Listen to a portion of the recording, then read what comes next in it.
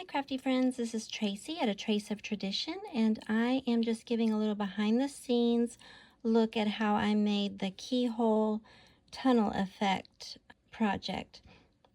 So I started out with two rectangles, and you can see two rectangles. They're 4 inches tall by 4.5 inches wide, so they look like this. And then on the 4.5 inch side, which is the longer side, I set that on the scoreboard, at the top of the scoreboard, and I scored every 1/2 inch. So you're going to score a 1/2 inch, 1 inch, and so on until you get to the end of the rectangle.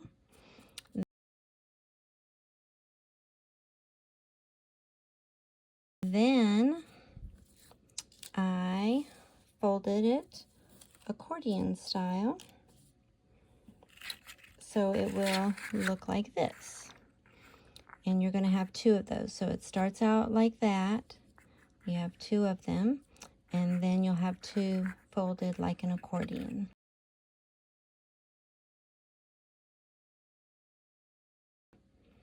And that makes the side panels that gives the depth to the tunnel effect. All right. In addition to that, you'll have some decorated panels. And I started with the back panel, which I wanted in the very, the far background of my tunnel. So you have one of those, a back panel, which is a solid piece. It's not cut out, but it's just kind of I still created a frame around it, but I selected a picture and put that in the center of the frame, and then just embellished with some cut-aparts from the kit. Okay, so that's the back panel, and this is, all of these panels are going to be 3 inches wide by 4 inches tall. If you want to use, do this miniature size, which is what I wanted. I like little tiny things, and so that's why I did it in a small format. And then you're going to have 3 decorative tunnel effect panels. So these are frames with the interior cut out and then the edges decorated. So I left a 1/2 inch frame around each of my panels. So I did one with the garden statue. Then I did a second with another garden statue and florals. They all have some florals added to it, the cut-aparts. And then my front panel, that beautiful swan with the reflection in the pond or the lake. And this this one came from the one of the tags in the kit for this month. And I just added floral fussy cuts all around that. And then my kind of peek into the tiny world, one of those. So I used a keyhole because I really was enamored by this image that Carrie Ann included in the kit. I really liked this image. So that's what kind of sparked my imagination, and I really imagined, Alice in Wonderland with her kind of peeking through the keyhole. I don't know, that's what I kind of thought of. And it made me think to do this little project. So, but you could make this an oval, you can make it a circle, and make it a heart, whatever you wanted. But I really, because I loved this image so much, I wanted this, but that was so tiny, you wouldn't be able to see much of the scene. That's about probably 3/4 of an inch, maybe an inch tall. And then, so I enlarged this cut apart, and then just used a portion of it because I still wanted to keep that 3 inch by 4 inch sizing. And then I just enlarged the key and cut out that enlarged keyhole as my kind of peek into the tiny world. So that's the shape I chose, but like I said, you could choose any. You could even choose, just to make it another frame. So that's 5 total panels, all 4 inches tall by 3 inches wide.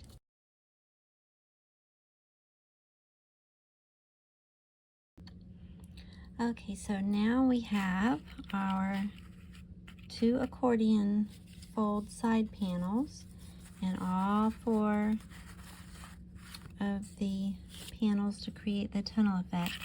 And the back piece is going to get glued to the front like that of the 2 accordions. And then we're just going to progress through each one, gluing to kind of the front bend side. So every time you see a front, that's where a piece is going to be. Okay, I'm going to do that, but I'm going to speed it up.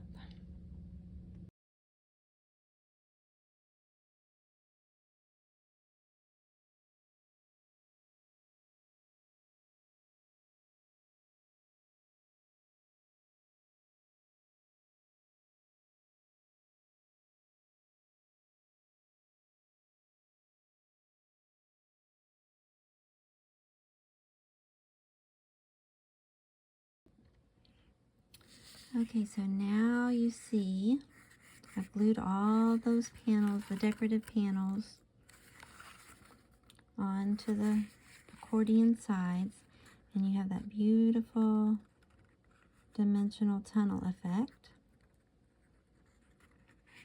And then you don't have to do this part, but I just wanted to do where you're looking through the keyhole and you still see all the beautiful elements. You just have to move your little peeking spot, you know, around a bit. It's like a little, to me, it makes it more of a little hidden mystery world, which I really like. Like a little secret world that you get to peer into. And because I did it small, it's just like a secret little miniature world, which I think is super adorable.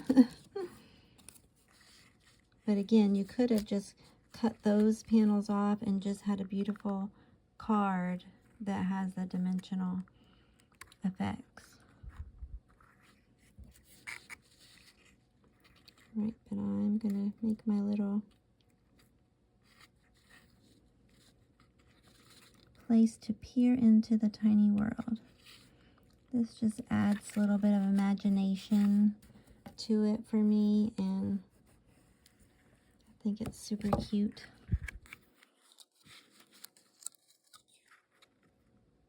And just line up those panels.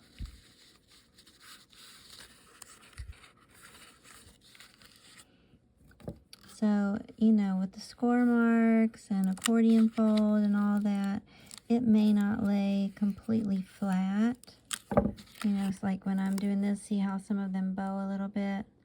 That's just the nature of homemade crafts and all of that. So, but now you can see as you peer into the tiny keyhole, you get a little peek at the gardens of Swanmere Estate. You can just see all the flowers and that beautiful swan and the estate home in the background. And now I will show how I'm going to kind of package it all up in the next clip. So stay tuned. All right, so once you have your tunnel book and then an envelope of accompanying invitation information and tickets and things for the weekend retreat, and then the tunnel book is the preview of the garden at Swanmere. So what I wanted to do is make something to house both items. So what I ended up doing was a box sleeve or belly band type, I'm not sure the proper terminology, but it's open on the top and the bottom, and I'm going to show you how I make that. And it makes it so you can very easily slip your tunnel book in there. You can slip your little invitation and tickets and all of that in there. And because of the accordion style, it kind of expands and holds it in there where you don't have to worry about it falling out. It stays in there even though it doesn't have a bottom or a top. So let me show you how I made that. I took a rectangular piece of paper that's 4 inches tall, which is the same height as the tunnel book, and 10.5 inches wide. And then once I had my rectangle, I scored it at 3 1/8, 3 3/4, 6 7/8, and 7 1/2. And then I folded on those score lines to give me the box sleeve. I used a 2-inch, I think it was, hole punch to, I kind of got off center on this trial one, but so you want to make sure you center that between the side score marks, the side of your box sleeve. Okay, so then you fold it up to create your box, and so you can see it's open on top and bottom. I just glued like one edge and when it overlap, the place where it overlaps, and then you'll have your, whoops, you'll have your box sleeve just like that once you glue it.